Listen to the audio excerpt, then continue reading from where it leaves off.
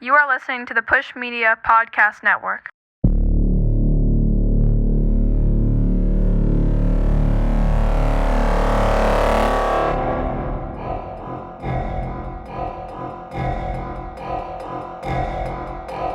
This is good shit.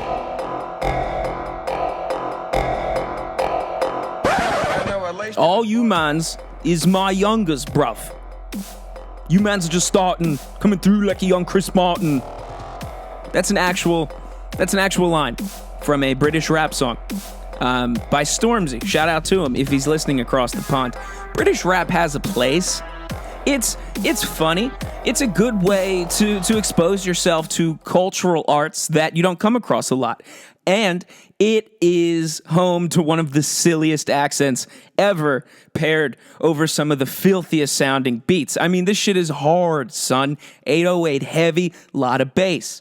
They call it grime because it's nasty. And that is paired with the most polite and formal sounding way of speaking that we are accustomed to. Some filthy trap shit. And then you hear a guy saying like, you mans are just starting, coming through like a young Chris Martin. Got a couple birthdays coming up, so I spent like 100 on me mom and a reasonable 20 on myself. I don't know, man, wily flow. British rap is interesting, though. It's weird. It serves a purpose. Expose yourself to something new. Try it. You non-miraculous son of a bitch. Just do it. Spice it up a little bit. Don't get stuck in these patterns.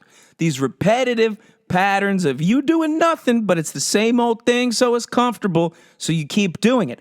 And while you do that, sneaky shit happens all around you. Sneaky shit like the redcoat fish and chips deciding that they wanted their country back in 1812, and maybe we'll slide in when they're not paying attention. That was some sneaky shit. Luckily, it didn't work, and now they just make ridiculous sounding rap music. But it's good, it's fun, it's silly. You can check in on it from time to time and know that you can enjoy it because it's not a real threat to you. They are an ally. Now, we don't have to worry. It's not like K-pop. If you listen to K-pop, I wouldn't know because I'm not literally gay. But I don't listen to K-pop. But if you do, I would imagine some part of you, if you're a rational person, has to be thinking, is this benefiting China in some way? I couldn't enjoy anything fully Chinese or Korean, and I know China and Korea, North Korea, South Korea are all different countries, but for the sake of argument and comedy, no, they're not. You gotta love being the only one with a microphone. It does come in handy when you want to talk your shit. But if you're listening to K-pop, I would imagine there's a part of you thinking, am I in any way benefiting the Chinese Communist Party? Is any portion of my dollar, my stream, my t-shirt, my Tiger Beat poster, some of my references are dated, anything that has a K-pop band, a Big Time Rush, a Kim Jong-un haircut on it, you would have to be worried, I don't want to be benefiting the Communist Party. That's just me. I'm going to assume most people who enjoy K-pop and all exports of Chinese and Korean entertainment, part of them does it with guilt. I wouldn't know because I flat out refuse based on principle. And, general undiagnosed latent schizophrenia most likely. But apart from all that, I'm not the crazy one. I'm not the news. I'm just a guy listening to British rap for the fuck of it. I'm certainly not the guy telling you that the Chinese are not spying on you through music. They're spying on you through your fucking coffee maker. Your coffee maker, bruv. And I will elaborate. So, while listening to British rap and reading internet stories, I came across an article which really caught my eye. And admittedly, the first reason the article caught my eye was because of the name of the author, which was Ryan Lovelace. Now, obviously, that is incredibly sus. No man should be walking around Earth, really, anywhere. Oh, well, let's just say Earth for the sake of covering all of our bases. There is no man who has ever been born who should be walking around anywhere on Earth named Ryan Lovelace. Particularly a journalist, because that is, at the very least, a recipe to not get taken seriously. The only other Lovelace I know, I'm pretty sure, swallowed the entire Dallas football team on film, or maybe that was Debbie. And, of course, the other Lovelace was later popularized in a movie that I'm pretty sure was about James Franco sexually abusing her. I don't know, but let's not get distracted. But anyway, Mr. Ryan Lovelace, despite his very sus name, wrote an incredible article with a headline that caught my eye. Now, Ryan is probably working on his tight five for the Comedy Store because this guy, not only some hard-hitting investigative cogent journalism, which really, supports my narrative of China is spying on us, so definitely something I want to highlight because who doesn't highlight things that show that they're right? But Ryan wrote this article with the headline that says, "Strange Brew, Americans warned of China possibly spying through smart coffee makers." Now, I again am not the news. I again am probably nuts. The coffee makers in your homes are listening to you, and China is the ones listening. Now, is that crazy? Absolutely. It's absolutely nuts. It would be insane. That would be like saying listening to K-pop could in some way make you sympathetic and encourage a hostile takeover of our country on the hands of China. Now, that's probably going too far, but there's also coffee makers in your kitchen listening to you thanks to the Communist Party. So what really is too far anymore? I don't really know. But let's get into the article. So, and it's worth pointing out that the very first sentence of this article, which doesn't really have the information you care about, but is so goddamn excellent that I feel it necessary to highlight. The article begins with the sentence that follows, "The worst part of waking up could be the Chinese spying in your cup." Ryan Lovelace, fucking well done. Kudos. You overcame an insurmountable obstacle, which is your name, to really, really come out swinging. And if I were to continue the article, Ryan goes on to explain how an American researcher named Christopher Balding said he uncovered evidence that China is devouring data collected through smart coffee machines made in the communist country. Mr. Balding's report, courtesy of the New Kite Data Labs, said problems with internet-connected coffee machines are part of a broader data collection effort aimed at the Internet of Things devices with low security and unclear data policies. Now, the reason China in all their wisdom, and the reason I'm so scared is because they're smarter than me. They are thinking. Now, obviously, anything connected to the internet that is yours, you have probably put some bit of information into. Any bit of information about you is potentially exploitable and is always inherently valuable to someone else. Doesn't always happen. Most of your information is mundane, and no one really gives a shit because you're a non-miraculous son of a bitch. However, on a large, grand scale, I'm talking a country population scale, the mundane information like what time you wake up and go to work, which is obviously something we'll know because you turn on the coffee maker. In fact, a lot of coffee makers have alarms where you could say, "Hey, coffee maker, I wake up at this time every single day. Start brewing." And China might be on the other end pouring you a hot cup of joe. Cream and sugar hold the communism. Now, the coffee machines in question here are made by Coyle, which is a company based in Jiangsu, Huaxinjie, China. Now, these machines gather product information, payment data, customer information involving location and time, and a plethora of other seemingly mundane, but when you add it all up, probably useful information. This is not great. And this firm, the New Kite Data Lab Research, to be fair, and Ryan, obviously you're doing a great job, to be fair to Ryan, he also points out that this firm, which, first initially published the report, would not disclose how it obtained the information that China was spying or could be spying through these machines because it does not want China to then learn more, to get Chinese with it, motherfucker. They don't want him to know he's doing it because then they'll next chess move. You know what I'm saying, okay? I'm obviously not the person who should be the lead on all things strategically foreign affair related, but you get the point. Now, that is interesting. The fact that the firm that is highlighting the potential security leak in these internet devices, in this case, a coffee maker in your house, the fact that this firm won't say how they know or how they've come to the conclusion China could be spying is interesting. It is worth pointing out because one of the other famous villains of the show, the crane-necked land bird Edward Snowden famously once bitched about a blender because the blender could also be spying on him. And that was, just something he said once because he's a fucking Russian spy, I guess. So it's already, consider that. This isn't 100% me saying here's further information I'm right, but there seems to be a lot of that, boy. Isn't that weird? So consider maybe this article in and of itself is an effort to manipulate public thinking about something. It could just be a story that helps breed, paranoia. There's literally coffee makers listening and spying on you. That would make rational people a little concerned, I would think. But most people are obviously not rational. Most people listen to K-pop, apparently, based on the statistics, and most people don't give a fuck when their appliances are listening on their conversations. I do. I give a fuck so much so that I want to tell you, at least, I guess. That's the most I could do, because I'm not going to censor myself around my refrigerator. That sounds ridiculous. And China already fucking knows.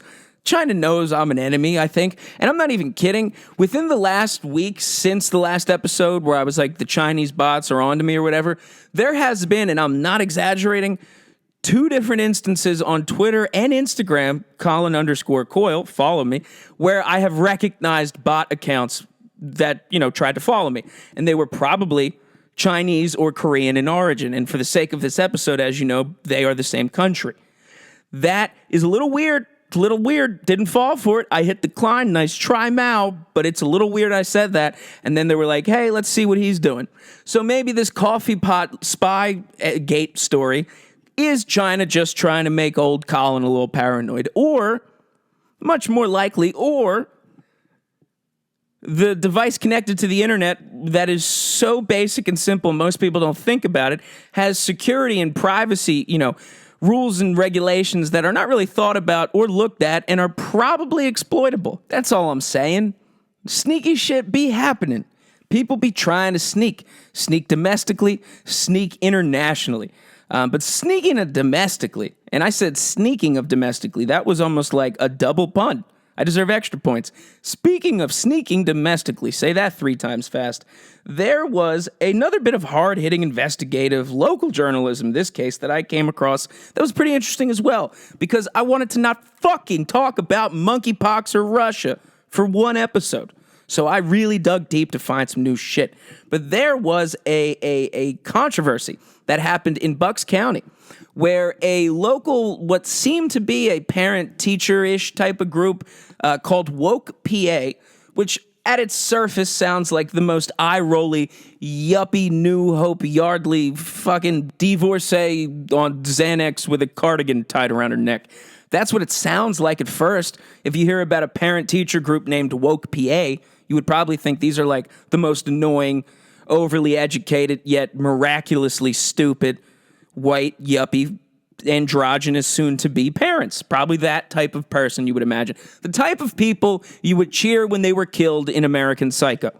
But an investigative journalist in Bucks County uncovered that Woke PA was actually a front organization for a much more salacious group known as the 3 Percenters.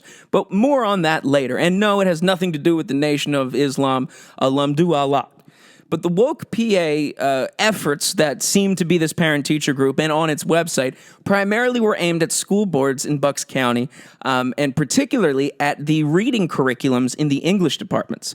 They were targeting books that they perceived to be sexually predatory, contained content that was too mature or illicit for what they wanted their children to be reading. They also took the all-familiar slant with the coded language of, there are gay themes in this book, which could lead to predators, and basically gay people will kidnap your children. You know the all-familiar rhetoric. I'm not introducing you to politics of today. These are the contemporary held beliefs of some people. If you don't like it, figure out how you might be able to change it. But anyway, Woke PA was an organization that was petitioning schools in Bucks County to alter the curriculum because the books that they were having children read had material that was sexually explicit, too inappropriate for their children, potentially predatory, and it's a problem. Now, you would think, all right, yuppies don't like their kids reading books about people be fucking weird because they might get monkeypox if they're not heterosexual, according to the CDC. These aren't my words anyway. Now, that story kind of makes sense. I'm someone who at any point in time is against banning a book. Call me crazy. Anytime books get involved, anytime a group, a quasi-government board or a group, anytime a militia, a think tank, anytime a group with a name that is anything other than the collection of names of its members, I don't like when a group talks about getting rid of books. It's never a good sign. It usually ends with the Jews getting rounded up or something similar to that. Not a good call. Now, on the flip side, I can understand parents, I can sympathize with parents finding certain materials that their children are reading inappropriate, wrong, incorrect, because there is certainly a trend for information to be taught in schools that might not actually be true. Most of it might have to do presently with biology, but I'm not going to get into it. All I'm saying is I can sympathize with the parents who are saying, you know what? Yeah, The Catcher in the Rye is mad weird. Why does this whole book seem to be about abusing a child? I can get that. I didn't read The Catcher in the Rye because I could fucking sense there was something evil about it inherently, but I get that there are some books that you read in school that probably aren't good for you or you don't need to keep reading. Like, why the fuck did Elie Wiesel need to write Night, and why did we need to read it again after learning about the Holocaust the 4 previous years of middle school? All I'm saying is programming might be happening. Apart from all of that, Woke PA seemed like an organization that went a little too far. They were probably annoying white bitches, and they just didn't want their kids reading scat, right? That's simple. Wrong. Some investigative journalism found out that the website Woke PA was connected to a member of the Three Percenters. Now, the Three Percenters are a far right-wing militia group, which currently in Canada is designated a terrorist organization. That's a real fact. Now, they're not the Proud Boys. They weren't involved in January 6th as far as I know, and they're definitely not even part of the Nation of Islam. But the Three Percenters just sounds kind of bad, right? I mean, they're literally terrorists in Canada. Now, that's interesting because they're good at what they do. Because Woke PA certainly sounds like it would not at all be the types of people associated with a group that meets to discuss the importance of bearing arms and committing acts of terrorism in Canada. And for some reason, they're interested in the books your children are reading. Now, I'm again crazy, so that makes me wonder, like, why would these gun nuts be masquerading as a parent-teacher group to affect the books being read to children? Is that a larger thing at play? Possibly, but I don't really care. To the pressing matter is I think this was an issue that was gaining traction, albeit locally in Bucks County, Pennsylvania, but it was something that was probably getting some parents on board. Because, like I said, some of the shit being said in biology might be inaccurate to some parents. The Catcher in the Rye is an evil, sinister book with no good purpose other than to abduct your children mentally or physically. So, if there's a group saying Woke PA, which is like, hey, I live in Pennsylvania, I voted for Obama, I'm woke, I must agree with their views. I don't want my kids reading this bullshit. Maybe there are some good points they have. Maybe there are instances in which some books should be banned. Whoa, brother, what the fuck are you talking about? That's dangerous. I could totally see how parents would hear this idea. They would hear this group saying, some of these books are bad, we should ban them. And I could see good, honest, tax-paying Americans who get spied on by the Chinese in the morning in their kitchen thinking that it's maybe a good idea to also ban some books. Do you see the slippery slope and the potential dots that I could connect because I'm insane and not the news? Maybe the Chinese are spying on you through your breakfast stuff. Maybe there are organizations that have different names specifically chosen to sound completely different than what their actual organization's all about that will sneakily manipulate behavior and public sentiment to get you to be on board with something that is always and inherently fucking dumb. Case in point, banning books. There should never be a book banned. You should be able to read whatever you want. You should be able to write whatever you want. I should be able to purchase a copy of the Quran from Barnes & Nobles and put a gay sticker on it because it's still June. That book shouldn't be banned. I wouldn't necessarily say your children have to read it, But that's not the issue here. The issue is entertaining the thought that a book banning might be a good idea, you fuck. We are American people. Books contain ideas and thoughts. Any book was written by a person, even if it was the Bible, I think, technically. Even, I don't know, that's debated depending on the catechism because, a man had to... Point is, books are an expression of thoughts and ideas courtesy of people. Now, if you are a person who believes people should be free to express thoughts and ideas without worrying for their life or anything like that, you should never be on board with banning a book because it's the same thing as banning speech. And if there's an organization with a fake name designed to sound the polar opposite towards what its actual intentions are, that got people, good, honest, well-meaning people, to entertain and possibly support an idea that literally censors freedom of expression and thought, and more so censors freedom of expression and thought, not only from themselves and the public, but from their fucking children, because they had somehow got it deceived into their mind that they're doing the right thing. That is fucking deceptive and well done. That is a very good plan of attack. If I'm trying to cripple a country that's already crumbling, tricking them into banning books and maybe spying on them at breakfast would be effective strategies to expedite the crumbling process. I'm just saying, sneaky shit be happening on the home front, courtesy of our enemies, courtesy of the crazy crackpots we share this country with, and every other non-miraculous son of a bitch they come encounter with. Sneaky shit happens. But don't get too tripped out. Don't get too tripped out that the sneaky shit like, hey, they're spying on us through our coffee, or they're tricking parents into banning books. Next up, Blitzkrieg or Night of Broken Glass. Don't get too worried, because the good guys are also good at being sneaky, like us. America's probably king sneak, if you know what I'm saying. We are at the top of the sneak chain, baby. Because Julian Assange, who is probably the most famous person for being the antithesis of sneaky, the guy who puts light to secrets, the opposite of covert. He is an overt motherfucker. He is someone who does not believe in sneaky. Well, he is also someone who is now literally dead. He is a dead person. He is a dead guy. You have heard it here first as someone who is not the news and not accurate. In this case, literally wrong. Julian Assange is now dead. He's been on the run, obviously, through a bunch of different countries. UK, Spain, Russia, Ecuador, basically wherever Pamela Anderson was allowed to go to then give him a blumpkin, because Julian Assange loves blumpkins. That's a little known fact about him. I am a whistleblower too. Julian Assange loves a blumpkin, and now he's dead.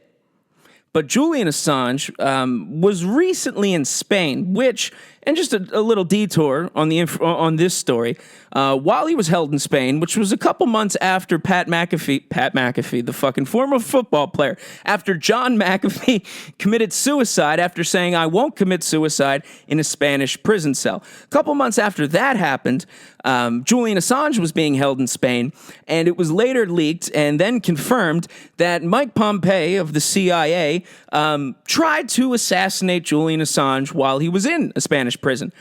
Spain found out about that plan. Spain didn't love that plan. Spain said, "Hey, man, that's a little sneaky. Let us know next time you plan an assassination." And the US, was like, "My bad, sorry." And then Spain was like, "All right, listen, we're busy being Spanish. This is España.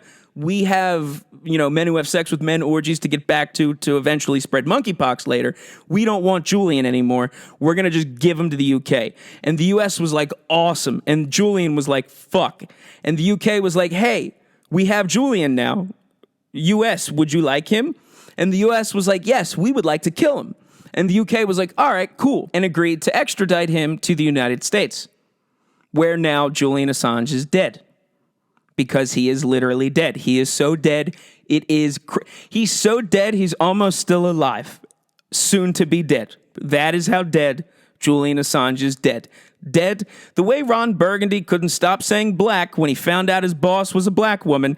Black, that's how dead Julian Assange is dead. He's just dead. He's so dead. But the reason I say Julian Assange is so dead is because he's dead, is because He was a guy who was against secrets. He was not into the sneaky shit. But that's a problem. And I bring this up to highlight, don't get freaked out by the sneaky shit happening around you. If you are one of the miraculous sons of bitches, I suppose, who starts to pick up on or starts to observe some of the sneaky shit happening around you, case in point, your coffee maker spying on you, or your parent-teacher meeting actually being held courtesy of a communist spy operative, if you're someone who starts to pick up on those things, don't trip. Don't trip that much, because some sneaky shit has to happen. It's an occupational hazard of succeeding, of moving forward. Sneaky shit is necessary. Don't trip too much, because if you don't want any sneaky shit, if you want to do away with deceptive sneaky things and sneaky behavior and Sneaky Pete starring Giovanni Ribisi, if you want to do fucking Giovanni Ribisi on your silly ass. But if you want to, I don't know why he's so funny to me. If you want to do away with sneaky shit, be my guest. But that's what Julian wanted, and now he's dead. Julian is dead. He's so dead. Julian is dead. So don't be tripping over sneaky shit. It's not gonna kill you. What might kill you is if you decide you are against sneaky shit and you try to bring an end to it, which is something I am also about to do again, because I have a death wish, and to quote Mac 10, I'm on them thangs. Not sneaking shit by me. And then I'm gonna, ring the bell and tell everyone I know and hope I don't get extradited from the UK back to the US. But I'm on them thangs. And let me tell you, this is the last article I'll talk about, because I be reading articles, as you know, but I read some serious shit. I try to keep abreast to all the information that may get me sick because of a new virus or blow up my house because of a new missile. But in between reading articles like that, I like to take a break and read puff pieces. I'm a sucker. Let me say it like this. I don't understand James Joyce. So instead of reading The Portrait of an Artist as a Young Man, I read listicles that have pretty pictures about travel destinations, like this one that I saw on Yahoo. The island where the rich go to flex has a secret. Written by Loic Cardinal. All of that's weird, but I'll bite. You got me. I'll click. Because, on its surface, this headline, The Island Where the Rich Go to Flex is a Secret, has all of the boilerplate, normal mad gab words you would associate with the guy named Jeff who was the president of Kid Fuck Mathematics Island. It has all of it. It's a secret island. The rich go there. They flex. Not a lot of people know about it. I'll click, so I do. And I'm not expecting, to be clear, I'm not expecting anything to be related to Jeffrey Epstein or anything malicious or evil in any way. I'm just looking for an article with some pretty pictures of a beach and an ocean and a place to eat near the Bahamas. But then I read the article all the way through, and the article is just that. It's pictures of places to eat on the mainland. It's places you should go snorkeling. There's entire write-ups on the hotels you should stay at while you're there, particularly one named Latoyne or something stupid. The point is, I read the entire article, which I clicked on because it said, and I quote, "The rich have a secret island where they go to flex." That's what I was expecting to have answered at least a little bit. But then I read the whole article, and it's written in first person, which is incredibly weird for an article nowadays if you stop and think about it, by a guy with a name weirder than Ryan Lovelace, talking about a couple hotels.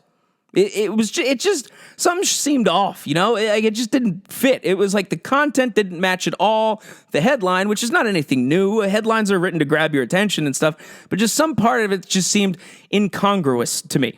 And I'm reading the whole article. I get to the very, very bottom, and there is but a three-sentence paragraph about this must-see hidden little mini island, a cove, if you will, more of a mini island, I guess, where it's a boat ride, it's a quick swim right off the coast of the mainland on the Bahamas. And this mini island is named Colombier. It's like Columbus with a B-I-E-R, maybe French or Italian twang on it. But what's important is this island, this little mini island right off the coast of the Bahamas, has some of the most incredible snorkeling one could do. I mean, incredible fish Dory, Nemo, lionfish, pufferfish, clownfish. You might even see your mom, but the whales don't come that close to shore. You thought we were going to go a whole episode without a mom joke. It's just, when will you learn? But another highlight of this island of Colin, and this was something I found out because I took the time when I was finished with this article, which gave me the most complexing feeling of mental blue balls. I just Googled Colin Island in the Bahamas. And I didn't Google, DuckDuckGo. Excuse me, I don't use that word. But I do a little research because the article, which I thought would explain the island where the rich go to flex having a secret, did none of those things. But it just ends with this fancy little island where there's no roads, there's no buildings, there's no traffic, there's no cars, there's not a population. It's a mini island. It's not even the main land. However, when I did a little research, I find out that this mini island of Colin, which is not populated or have roads or an infrastructure, only has one visible building on it. One massive compound, arguably, structure there. No other roads. No one lives on it according to tax purposes. There's no power. There's no electricity. There's just incredible beaches to snorkel around the island of Colin, the mini island. And curiously, there is only one building on the island. Now, this article, which first got my attention because it felt like a game of Mad Gab as to guess who Jeffrey Epstein is, rich, secret, private islands, the Caribbean, suspicious names, and non sequiturs, had all that shit. I read the article, and it was just confusingly not at all what you were thinking it was going to be, and then it ends with this weird little tidbit about a mini island named Colin. You do a little information, you take that word Colin, you put it in DuckDuckGo, you hit enter, and you'll see very quickly, it actually has its own Wikipedia page, that the unpopulated mini island in the Bahamas, not far from Little St. James, the only visible structure on the mini island was built by David Rockefeller, who is, of course, no longer alive. So it's not him living in it. It's anyone who might have been allowed in it at one point. And we're not sure who. You're not allowed to find out. We're not doing anything sneaky. But there are incredible places to snorkel right below our fortress compound. That sounds sneaky. But I'm not entirely sure because I wouldn't know exactly what's sneaky because I'm, of course, not Chinese. 我是Coyle.